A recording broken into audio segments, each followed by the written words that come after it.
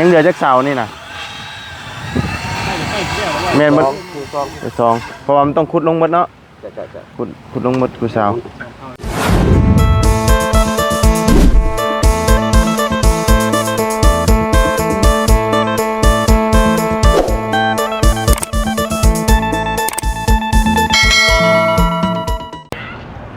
เอาพี่น้องเลยเนาะอยู่ข้างหลังมื้อนี้ก็เห็นเพิ่นขุดลุมมาได้มื้อนี้เนาะเครื่องตีนเสาแล้วพี่น้องเอ้ยมื้อนี้บ่ฮู้ว่าเพิ่นมากันจักคนสร้าง3คนบ่หรือว่า4คือเก่าเนาะเอาเริ่มลงมือเลยเด้อพี่น้องเนาะบ้านน้องน้ำเดือน4ก็หลังจากนี้ก็สิบ่เห็นแล้วพี่น้องเอ้ยมุมที่ว่ามันเซแล้วพี่น้องเอ้ยเนาะเอาก่อนอื่นก็กราบสบายดีและสวัสดีเพื่อนพี่น้องกันเบิดสุขุสุขคนพี่น้องกันเนาะเอาเนาะมื้อนี้สร้างเพิ่นมาดำเนินการเรื่องเครื่องเสาเครื่องตีนเสาพี่น้องเนาะมื้ออื่นก็แม่นเป็นมื้อหยุกย่อเนาะลมเย็นบ่อยๆใครแน่มื้อนี้เนาะโอ้สบายดีเนาะทั้งบ่จันโดยยิ้มเป้ยพี่น้องเลยเนาะแม่นแล้วเนาะโดยสร้างเพิ่นมาลงมือได้เนาะโอ้ละเอียดคักทีเดียวบ่บุญเลยคักบ่คักโอ้บ่ผิดหวังเลยเอาเลือกสร้างเพิ่นมานี่โดยต่อไม้ต่อตอกถือว่าเนียบสูตรแบบเดียวกันเนาะแม่นสูตรแบบ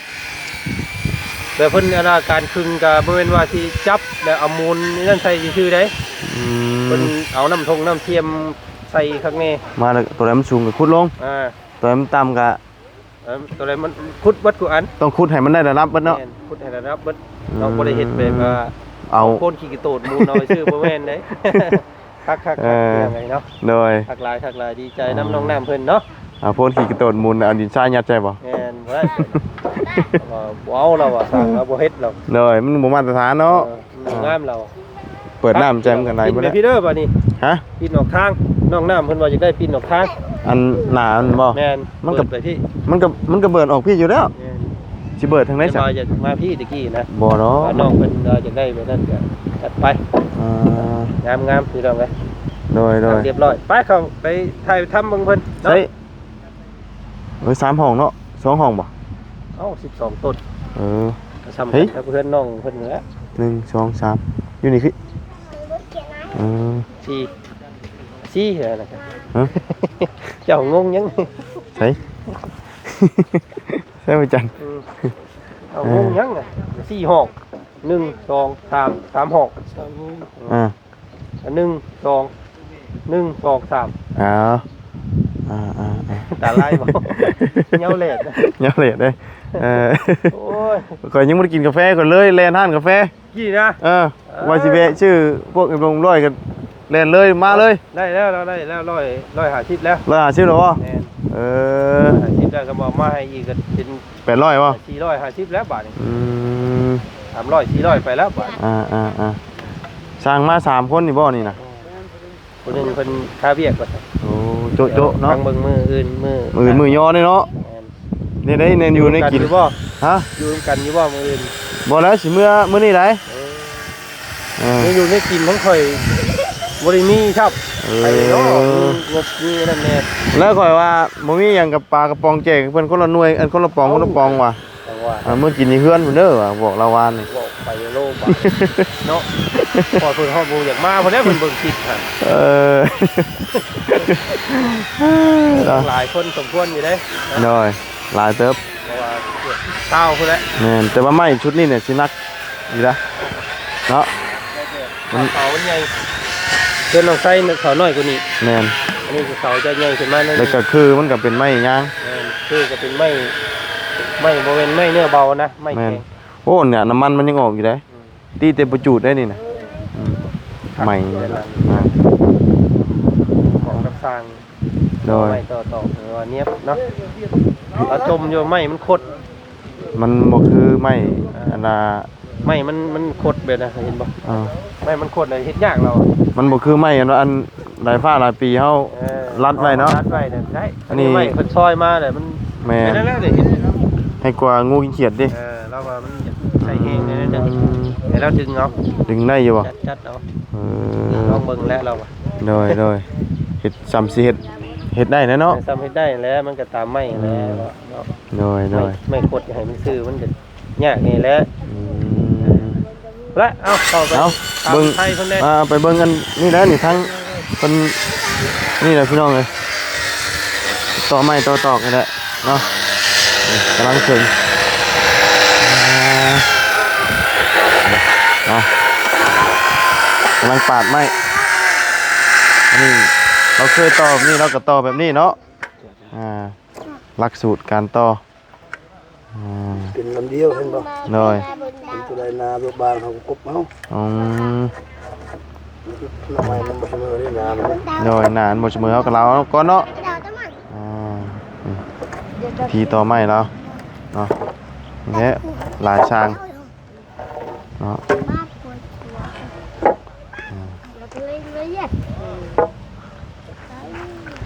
ปาดไม้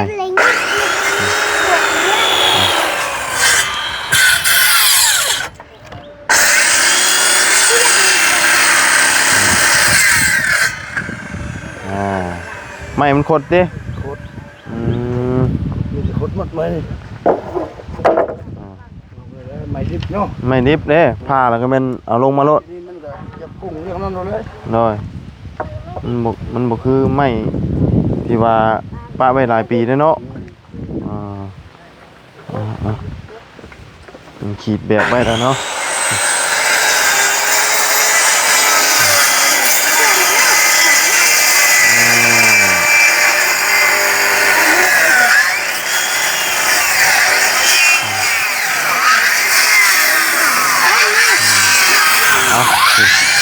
จัดน้ำเทียงอยู่เนาะ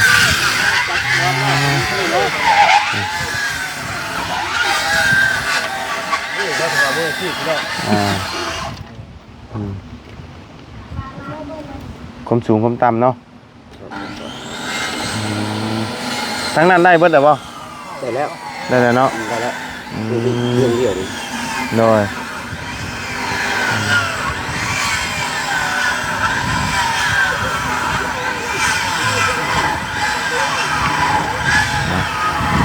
ยังเหลือจักเสานี่นะ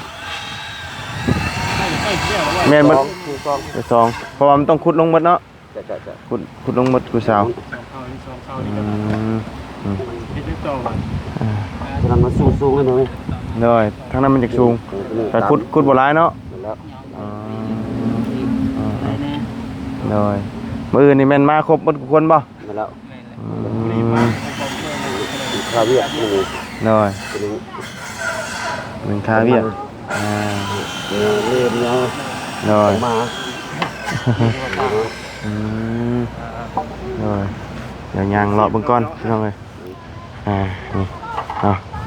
กำลังเครื่องตีนเสาเนาะคุณให้มันได้ระดับมันเบิดเลยเนาะนี่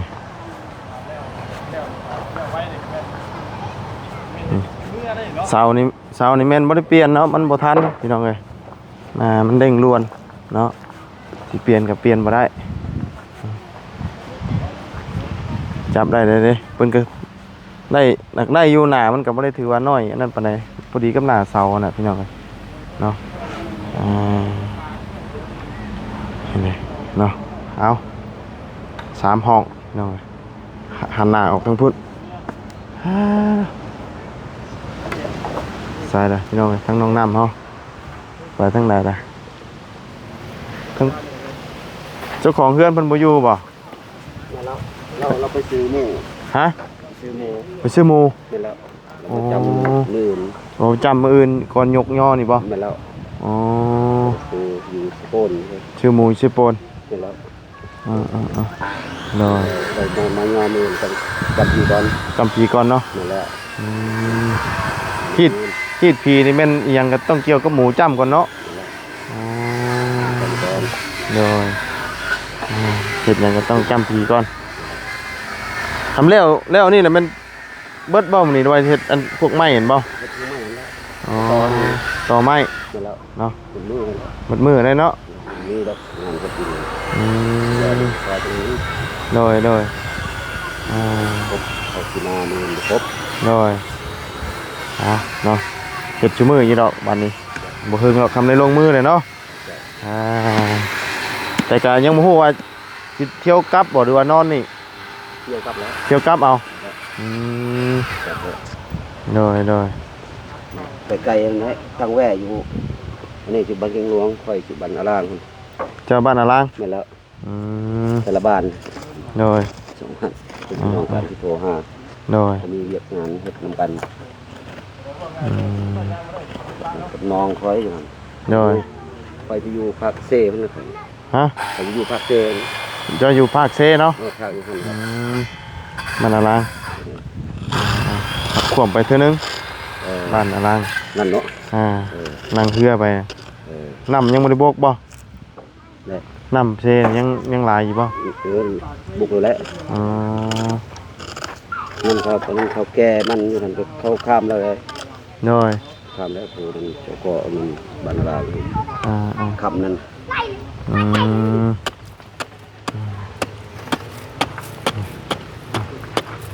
ขุด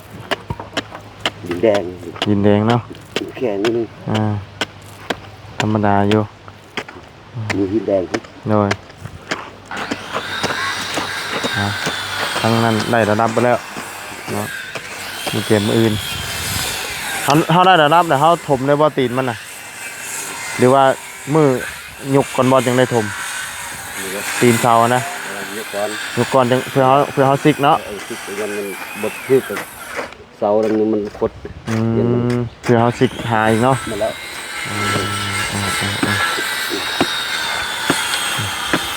ตัวเล็กแรงไหมขุดก็ได้ตอนนี้มันเป็นดินที่ว่าเพิ่นรุดไม้เนี่ย นี่แหละ ตั้งมุมนี้เนาะคือต้องนะพี่น้องเนาะเอามา3 คนทั้งหนึ่งต่อไม้ทั้งหนึ่งขึงเสาท่านได้พักกินข้าวบ่ โดย ยังอยู่ เดี๋ยวกันเฮ็ดมันไว้ชอบตัวเองแล้วพัดเพียง หน่อยเนี่ยตีนเช้านี่กันนั่นพักเที่ยงกินข้าวกินน้ เติมเด้อ ำใครอยู่ดินเนาะนี่กำลังอ่อนอยู่ ดินอ่อนอยู่ มันอ่อนนี่มันยังไม่ได้เน่นปานไหนดินเนาะมันเป็นดินคืออันไถปลูกมันนี่ยังพุนๆอยู่ คือโปรเจกต์มันนะเนาะ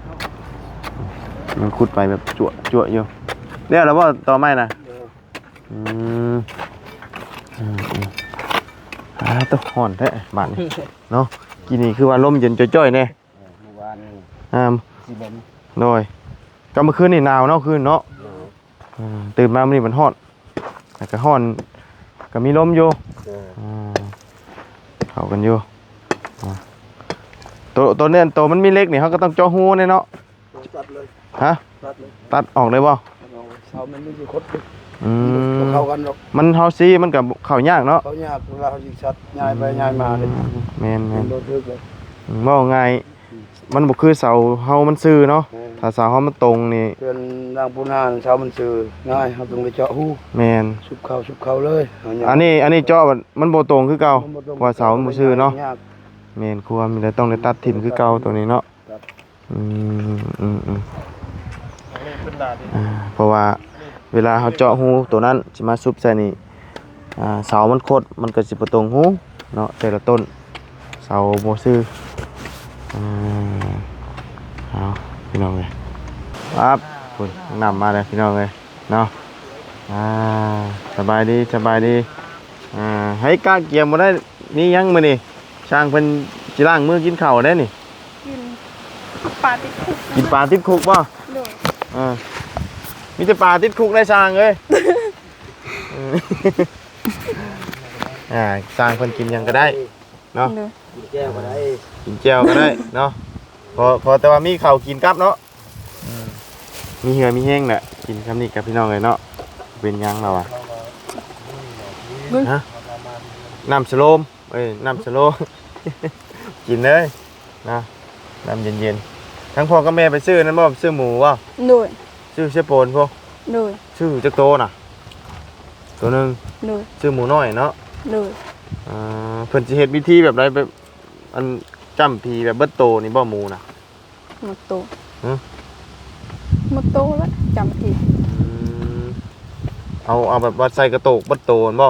ด้วย อืมต้องมาจ้ำมื้อนี้บ่ มืออื่นมืออื่นย่อเหือนมืออื่น เจ้าของเรือนนั่นแหละ อ๋อ ต่างที่ ต่างฮีดเนาะอืมหมื่นจ้ำหมูเนาะแต่ว่าประเภทนี้ฮีดผีนี่มันทุกเฮือนเนาะต้องหมูเนาะไก่ก็บ่ได้บ่ บ่ได้ ไก่บ่ได้ บ่ได้ ต้องเฮาก็ บางคน ได้ก็ได้ อืม สำคัญคือเรือนพุ่น หมูน่ะบ่อ๋อ อยากขึ้นเรือนมันมอบเรือนมาการขึ้นเรือนเอานั่นเลยสำคัญตรงนั้น เลย แต่ว่าบ่ได้เห็นศาสนาที่ทำกันว่า มันแบบว่าการที่ว่าเฮานับถือบ่คือกันเนาะ มันคือไปคือมัน อืมเลยอ่า เนี่ยจานเจอเอาเองนี่ มีแต่หามาโดนแล้ว แล้วว่าอย่าเผาก่อน ยังบ่ย่างบ่ ย่างเนี่ยจากกระปุงไง เนื้อตาเลยตาเย็น คนนี้จาจะอีกนะ ฮะ อยากถามอยากกินมักเตงบ่ บักแตงงูบ่ แม่ พาโดนแล้วนี่ให้พาเพิ่นกินโดนแล้วนี่ เราว่า แล้ว ให้แล้วขุดนี่ก่อน เพิ่นแล้วนั่นน่ะ ด้วย ให้ดอกช้างเพิ่นสบายอยู่กินหยังก็ได้เนาะถึงเสามื้อนี้ไปเราไปแต่เช้าบ่ไปซื้อหมูน่ะ ประมาณ10 โมง 10 โมง ด้วย เอารถไป รถซาวเฮง รถเสาเฮง ด้วย ยืมรถไป2คนนั่นน่ะบ่ ด้วย เซฟโปนไปตลาดเซฟโปนไปซื้อหมูกระท้อเนี่ยเนาะหมูมันเป็นคิวเชงกระท้อเนี่ยห้องอีกมาแล้วนี่ซื้อมาจำพีเนาะประเภทนี้ประเภทนี้ผู้นับถือเนาะให้เจ้ายังได้หันหน้าเป็นไรเพื่อนนะ หันหน้าอยู่ทางพุ่น หันหน้าทางนี้บ่ดีกว่าทางทางนั้น ค่ะพุ่น ทางนี้เหรอ แม่ อย่าหันหน้าจะทางพุ่นนะโมเมนต์ บ่แม่น หันหน้ากับป้าได้แล้วนะเนาะ ไปหันหน้าอยู่เขาอาบน้ำบ่ได้อยู่เด้ เนาะ หันหน้าอยู่พุ่นเบิ่งเขาอาบน้ำ ต้องหันหน้าทางนี้เนาะ ด้วยสิเบิ่งทางรถ โดยเบิ่งทางรถทางนี้ครับหลังจากแล้วก็ยกอันนี้ไปนี่เนาะยกเราเข่านี่ยับ ยกไปใส่ ไปพูดแล้ว พุ่นเขาจะเฮ็ดห้องน้ ฮะของน้ำผูกเนาะ ำแม่ ทันในคุดอีกเนาะ เขาจะเฮ็ดเฮือนครัว ทางนั้นเป็นห้องน้ำเคลื่อนครัวเนาะทางนั้นเนาะ แม่ ทางนี้เป็นหมองนั่งเล่น แม่ เนาะเอาเตียงมายังนั่งเล่นปาดเดียวเนาะห้องนี้ก็น่าจะเป็น2 ห้องบ่หรือว่าห้องเดียวก็บ่ฮู้พี่น้องเบิ่งก่อนเนาะ2บ่2คือเก่าเนาะ ด้วย 2 ห้องมื้ออื่นเนาะเป็นยอมีแต่ตอนแรกนี่ก็เจ้าก็ต้องไปหาคนเนาะ ด้วย ไปบอกคนมาแต่เช้ามื้ออื่นสร้างเพิ่นมาเพิ่นก็รอถ้าเพิ่นมาครบเป็นยอได้แล้วนี่ ด้วย บ่ได้อยู่ยอนำเด้อ เมื่ออะไร เมื่อมึงเนาะ ด้วย เมื่อก่อนมึงจัก2-3 มื้อเนาะ2หรือ3นี่แหละพี่น้องเอ้ยจะได้มาใหม่มีงานดองก่อน ด้วย มางานแต่งงานดองก่อนจะมาใหม่เป็นคุดเอาเนาะให้มันซ้ำกันเลยตีนเสาบ่ได้เอาหน้าดินไปว่าห้องขึ้นมีแต่ขุดลงให้มันได้ระดับเดียวกันสร้างเป็นยังบ่ทันอยากเนาะเขาก็ได้ ด้วย แสดงว่ากินข้าวสวยเลยนะนี่เนาะแต่ยังบ่ทันอยากยังบ่ทันหิวแกะจักปองเด้อปากปอง ยังบ่ทันแกะซับ ยังบ่ทันได้แกะได้บ่ โดยยังกินปลากระป๋องบ่าวจันทร์อยู่ มีแต่ปลากระป๋องพี่น้องเนาะ ปลาติดคุก ปลาติดคุก ปลากินปลาติดคุกแหละมีแนวกินเด้ก็ต้องมีไข่ ต้ม เนาะ นี่ ไข่เท่านั้นแหละแนวกินถือว่าสุดยอดเลยได้สามีนะ ด้วย ของแซ่บแล้วนี่นะเนาะน้องนี่นอนอยู่นี่ประจำเลยบ้านนี่เนาะ ด้วย ม ย่านขี้เข็บบ่ปูนอนอยู่นั่นเลย บ่ฮู้น้ำเขาละ ขี้เข็บไม่งอดแล้วเนาะหักยามนี่บ่มีแล้วเนาะบ่คือยาม ยามเดือน6เดือน5ประมาณนั้นละ เออ มันออก rồi chừng rồi phần cái leo nàyพี่น้องเอ้ยเดี๋ยวจับน้ำเทียงอีกครั้งหนึงแต่ว่าถ้าเพิ่นยอเพิ่นน่ะเพิ่นจังสิได้ทมตีนมันเพราะว่าต้องสิกต้องหยังเด้สิกให้มันเข้ากับเสานะใช้พายางเลาะมึงดูพายางเลาะมึงก่อนพี่น้องเอ้ยตัวนี้คุดเลิกกระโมนี่เนาะมันสูงทั้งนี้ถือว่าคุดเลิกบ่ได้เนาะตัวนี้คุดแต่ตัวนั้นนะต่ำคุดเลิกเติบเป็นดินมะขลังอ่อนๆนี่เนาะดินแดงดินดานป่ะนี่ดินดานอ่อนเนาะปลูกผักกับบ่งามมานี่นะ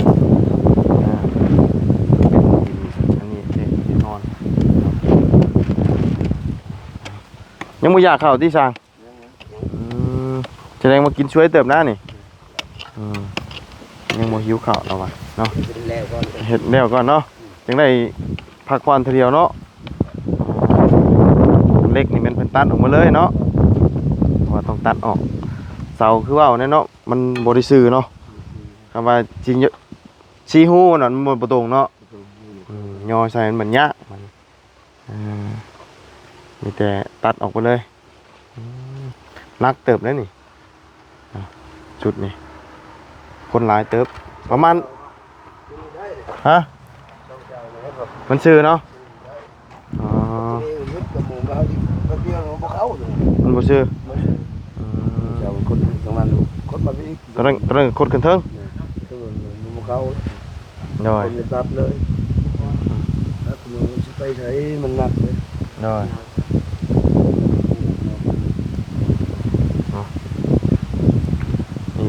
phá màyแต่อันนี้ท่านได้ต่อเนาะมีแต่พาไว้ก่อนตัวนี้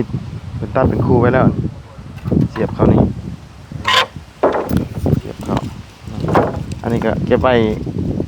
จุฟืนจุไฟอันที่บาเศษเป็นตัดออกเลยเนาะไว้ดังไฟหนึ่งเข้าหนึ่งเข้าหนึ่งน้ำนะพี่น้องมืออื่นนี่ก็หนึ่งเข้าหลายเติบได้ ดู เนาะตื่นไปเช้าได้เจ้าค่ะหนึ่งเข้าหนึ่งเข้าหนึ่งน้ำเนาะเพราะว่ามืออื่นกะเกียมย่อมือวันเสาร์พอดีเนาะ ดู เพราะว่าตีนเสาร์น่ะมาเมื่อวานแต่วันนี้ถ้าจะมาเห็ดมือวานมันกับบ่ทันเนาะจะมาเห็ดเมื่อวานเลยกับแม่ย่อมื้อนี้นะบ่ทันเนาะมืออื่นเลยมันทันเพราะว่าเฮามาเกิงมื้อนี้ได้เด้เนาะ เบาตูนกับเมื่อเบาตูนกับเมื่อ บ่ประตูนบ่ได้เมื่อ ดู บ่ตูนบ่ได้เมื่อบ่ลุงเฮิมก็บ่ได้เมื่อบ่จันก็บ่ได้เมื่อเนาะแต่ว่าอาจารย์ลาวบ่ฮู้คือกันเมื่อบ่อาจารย์ลาวบ่ฮู้เนาะโอ้แล้วสิเมื่อหรือบ่ ดู ยังบ่ทันแน่ใจนี่ก็ได้เนาะแต่บ่าวบุญสิกลับก่อนมาใหม่เนาะใหม่เพิ่นพาออกแหลมมาได้นะอันเพิ่นพาออกนี่ งามดิ ฮะ งามเลย งามบ่มันแหลมเนาะ ดู ตอกละควายไปซื้อหมูไปซื้อไก่ได้ไปซื้อตลาดเชฟโปนมีแต่อยู่ตลาดเชฟโปนอย่างเดียวเนาะวันอื่นบ่มีบาทเสียดบาทมือบาทเนาะน้องนุ่งเพิ่นบ่ได้อยู่เลยเนาะไปเบิดเลยยังไงเอาสิแล้วได้ละจักหน่อยเนาะถึงเช้าต่อมาอีกแล้ววันนี้เราพาไว้เด้อันนี้เรายังพาบ่แล้วเราจะออกมาพาอีกอยู่เนาะป้าจ๋าน้องน้ำมีแต่สิออกไปทางอื่นก่อนเดี๋ยวอันน่ะก่อนสิกลับก็สิแวะมาหาอีกเนาะ เมื่อกี้นี่ก็แล่นเลยมาเลยอันทาน้ำกันบ่าวบุญก็ยังบ่ได้ซื้อกาแฟกินได้พี่น้องเอ้ยเนาะ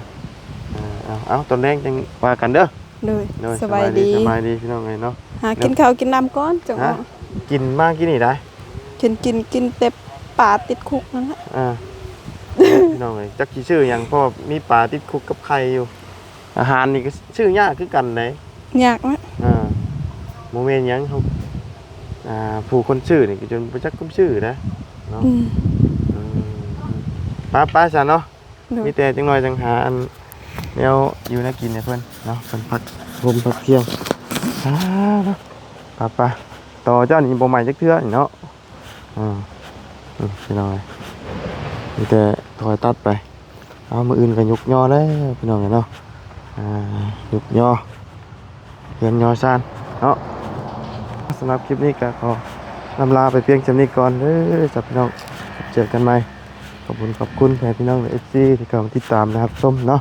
สำหรับวันนี้ไปแล้วพี่น้องสบายดีปะ